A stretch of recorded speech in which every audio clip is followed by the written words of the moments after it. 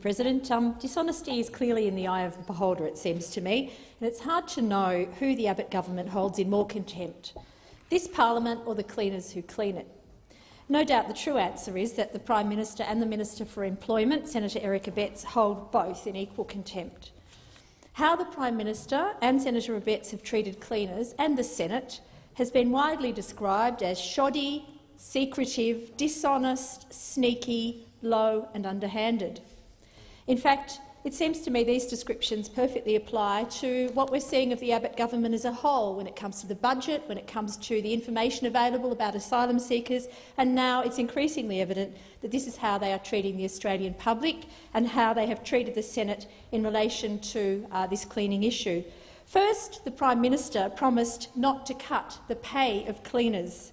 Then, breaking his word, he and Senator Abetz sneaked through these changes, buried in the 9,500 regulations to go under Prime Minister Tony Abbott's so-called red tape repeal day on Wednesday.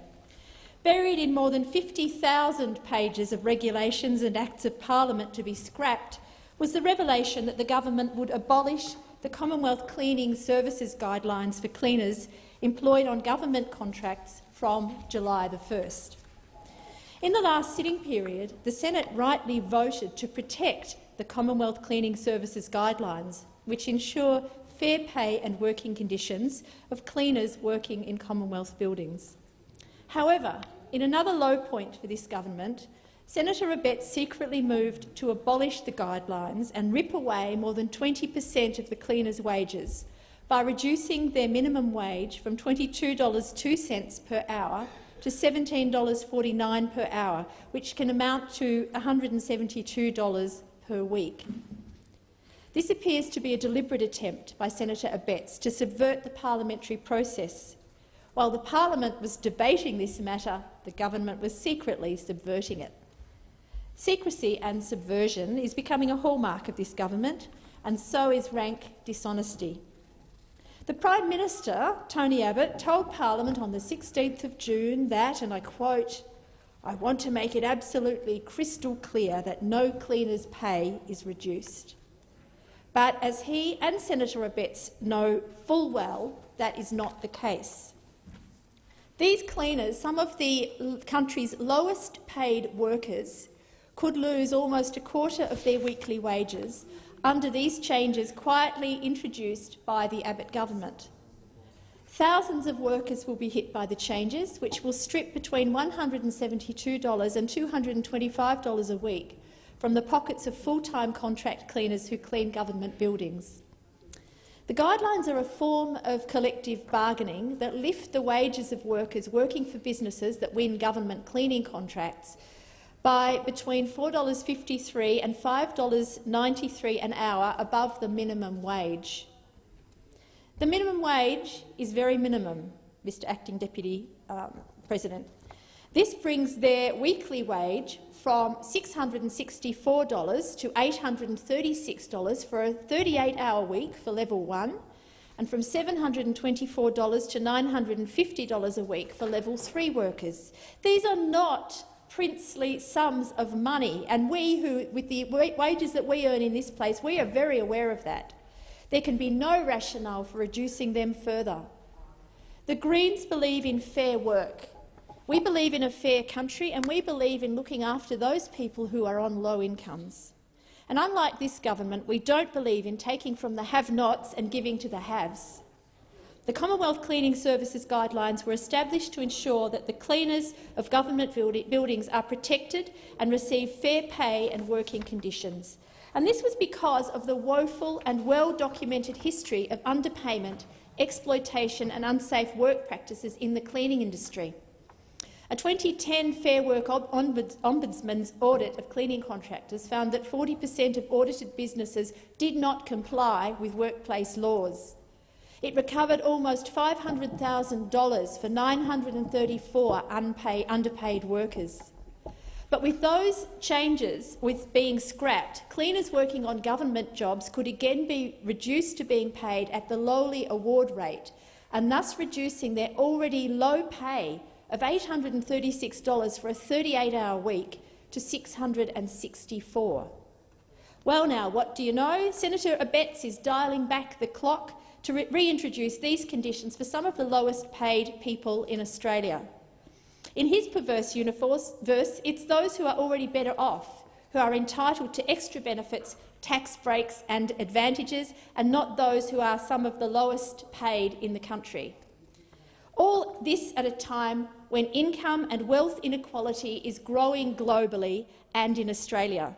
And the ABS statistics for 2011-12 reveal that the wealthiest 20% of Australian households had a net worth 68 times as high as the least wealthy 20%, and yet we have a government that's intent on reducing those low-paid workers' wages even more. The Prime Minister knows very well that the removal of the guidelines from the 1st of July this year will leave cleaners vulnerable to pay cuts when current cleaning contracts expire and government agencies go out to tender. So in reality, the Prime Minister and Senator Abbott know very well that despite the Prime Minister's assurance, the government will run open tenders for future cleaning service contracts with absolutely no specification for above-award wages. It says a lot about the Abbott government that it's moving to cut the already low pay of the very cleaners who are cleaning the office of the Prime Minister and Senator Abbott.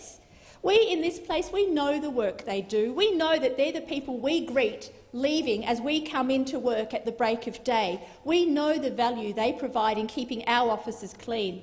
This is yet another broken promise to add to the Prime Minister's growing list of untruths. The Prime Minister has deceived cleaners and he has deceived the public yet again. The Commonwealth Cleaning Services Guidelines prescribed minimum hourly base rates of pay. It prevented Australian government agencies from accepting any new tender for cleaning services unless the tenderer agreed to comply with the guidelines, including paying employees no less than the prescribed above-award wage rates. The Greens believe that the removal of the guidelines will encourage future tenderers to bid only at the award rate in order to secure the cleaning contract. And this means a return to what has always happened to exposed and low-paid workers. Cheap is good. It will mean those on the lowest salaries will be exploited. Typical of the Abbott government, which only thinks in terms of is this good for the 1%, in trying to justify his sneaky repealing of this regulation, reportedly said that it was costing suppliers $5 million a year. That additional cost put food on the table for some of the lowest paid people in the country. Senator Abbott calls that red tape. The cleaners and their families know that this helps them to make ends meet and makes the difference between living above the poverty line or falling below it. Just like the rest of the Abbott government budget, these impending wage cuts will make life harder for the have-nots, while the Abbott government is helping make life much easier and better for the haves, their 1% barrackers. The workers at Parliament House now face the likelihood of a pay cut when the contract is up for renewal. I understand that at a rally of the hard-pressed cleaners outside Parliament to protest these cuts, the United Voice Union rightly named the Prime Minister as the winner of the 2014 Golden Toilet Brush Award, which recognises, quotes, the individual, company or organisation that has done least in the past to give cleaners a fair go. Not a very meritorious award to win, I would have thought. The Greens condemn the repealing of the Commonwealth Cleaning Services Guidelines 2012. The Greens condemn the way that these guidelines were repealed, which was low, dishonest and undemocratic. And the Greens condemn the Minister for Employment, Senator Eric Abbott, for doing both, because he was responsible for repealing these guidelines and he was responsible for the way that they were repealed. The Greens stand with our cleaners and we will fight for fair pay for those on low incomes. Unlike the Abbott government, who look after their mates, the Greens stand for the 99% in Australia.